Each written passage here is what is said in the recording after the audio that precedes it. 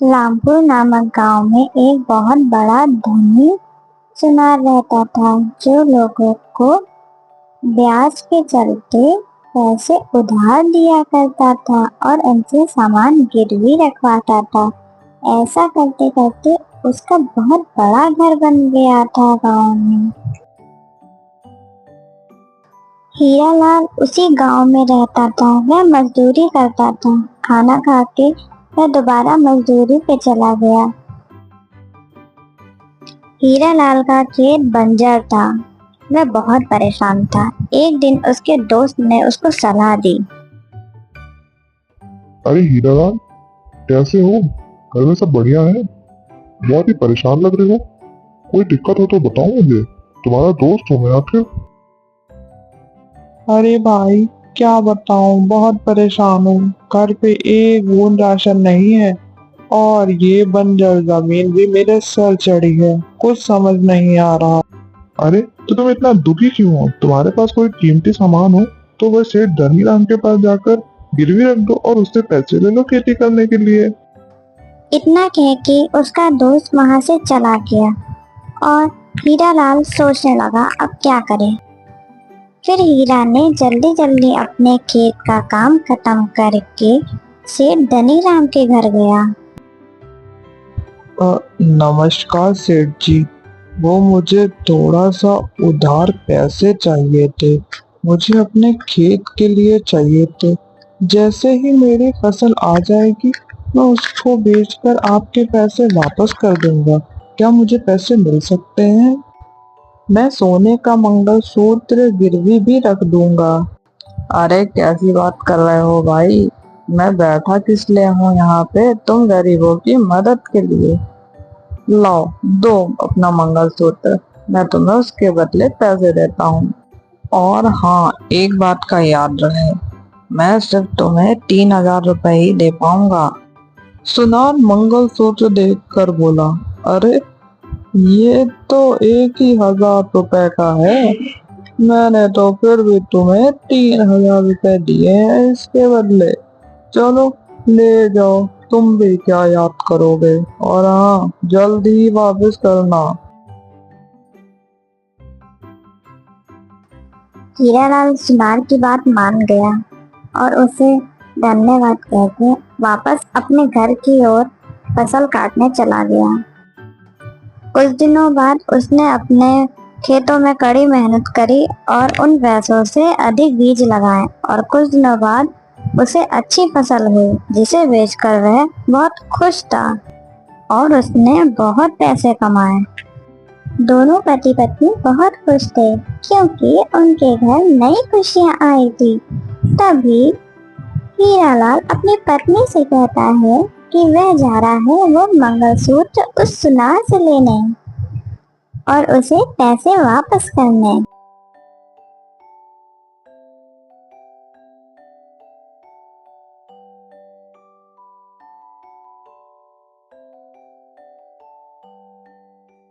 अरे सेठ जी, नमस्कार। कैसा चल रहा है आपका धंधा?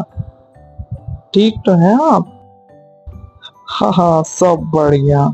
तुम्हें देख के लगता है शायद तुम मेरे पैसे वापस करने आए हो, क्यों? हाँ सेठ जी, आपके दिए हुए पैसे से मेरी फसल में बहुत अच्छा सुधार हुआ है और मैंने उसे शहर में बहुत अच्छे दामों पर बेचा है, जिससे मुझे मुनाफा हुआ है। अब मैं अपना मंगलसूत्र लेने आया हूँ और आपके पैसे वापस करने आया हूँ। हाँ हाँ, चलो, अच्छा है तुम्हारा भी जीवन सुधर गया। आखिर मैं यही चिंता में था कि तुम्हारा मंगलसूत्र कहीं यहीं ना रह जाए। वैसे बैठो, मैं लाता हूँ तुम्हारा मंगलसूत्र। सुनार अपनी अलमारी से वह मंगलसूत्र निकालकर उसे देता है। सेठ जी, ये मेरी पत्नी का मंगलसूत्र नहीं है, ये नकली है। ये किसी और का है शायद। मेरी पत्नी के मंगलसूत्र के पीछे मेरे पिताजी का नाम लिखा हुआ था और इसके पीछे नहीं लिखा है। जरा आप ध्यान से देखिए।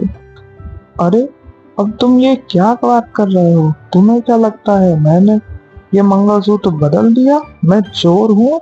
ये बात तुम्हें पहले बतानी चाहिए थी कि तुम्हारे मंगलसूत्र के पीछे तुम्हारे पिताजी का नाम लिखा है। देखो, जो तुमने मुझे दिया मैंने तुम्हें वापस किया। अब तुम जानो और तुम्हारा काम जाने। आज तक किसी ने मेरे ऊपर ऐसा इल्जाम नहीं लगाया। तुम पहले इंसान हो ऐसे। अरे ऐसी बात नहीं है सेठ जी, मैं तो आपके पैसे वापस ही करने आया था, लेकिन वह मेरी पत्नी का मंगलसूत्र है, वो तो मुझे दे दीजिए। एक बार आप देख तो लीजिए, शायद हो आपके पास। अरे भाई, अजीब बेगैरत इंसान हो तुम। कैसे पीछे पड़ गए हो मेरे, जैसे कि मैं चोर। एक तो मैं मदद करूं, ऊपर से मुझे ही झूठ बताओ। वह उदास होके वो मंगलसूत्र लेके वापस जाने लगा। जंगल में चलते चलते उसे उसका दोस्त रास्ते में मिला और उसने उसको वहाँ की सारी बातें बताई। जंगल में चलते चलते उसे उसका दोस्त रास्ते में मिला और उसने उसको वहाँ की सारी बातें बताई। उसने अपने दोस्त को वह मंगलसूत्र भी दिखाया। अरे भाई, तुम परेशान मत हो। तुम गांव के सरपंच जी के पास जाकर ये बात बताओ, वह जरूर तुम्हारा फैसला करेंगे। मुझे कुछ समझ नहीं आ रहा है, मैं क्या करूं? और घर जाकर अपनी पत्नी को मैं क्या बताऊंगा कि उसका मंगलसूत्र मैं नहीं वापस ला पाया? अरे दोस्त, दिल छोटा मत करो। तुम सरपंच जी के पास जाओ और परेशान मत हो, वह जरूर तुम्हारी बात सुनेंगे।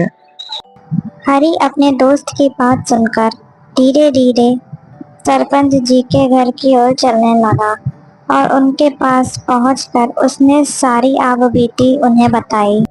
सरपंच जी, सुनार ने मेरा मंगलसूत्र बदल दिया है, मेरी मदद करें। क्या सबूत है तुम्हारे पास कि यह मंगलसूत्र तुम्हारा ही है? अगर तुम्हारे पास कोई सबूत है तो तुम दिखाओ मुझे। सरपंच जी, वह मंगलसूत्र मेरा पुश्तैनी मंगलसूत्र है, जिसके पीछे मेरे पिताजी का नाम लिखा हुआ है। और जो सुनार ने मंगलसूत्र दिया है, उसके पीछे कोई भी नाम नहीं लिखा हुआ है। सरपंच जी के कहने पे सरपंच जी का आदमी उस सुनार को घर लेकर आ जाता है।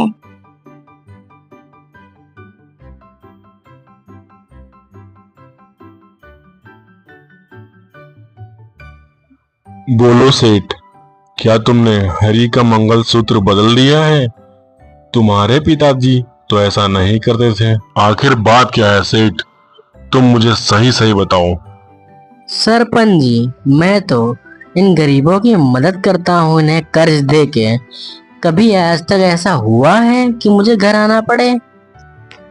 इस हरी की ही नीयत खराब है मेरे पैसों पर, तभी ये मुझ पर उल्टे सीधे इल्जाम लगा रहा है। अगर तुम्हें इतनी ही दिक्कत है तो तुम इन गरीबों को पैसे उधार में देते ही क्यों हो?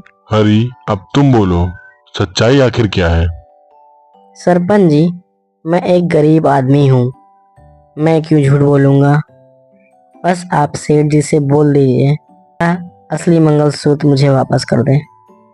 वह मेरा पुश्तैनी मंगलसूत्र है, जिसके पीछे मेरे पिताजी का नाम लिखा हुआ। सरपंच जी, ये मुझ पे इल्जाम लगा रहा है। मैंने तो सोचा ये गरीब है, क्यों ना इसकी मदद कर दूं। मैंने तो इसके जैसे लाखों की मदद की, पर किसी ने कुछ कहा नहीं, लेकिन ये मुझे ही गलत ठहरा रहा है।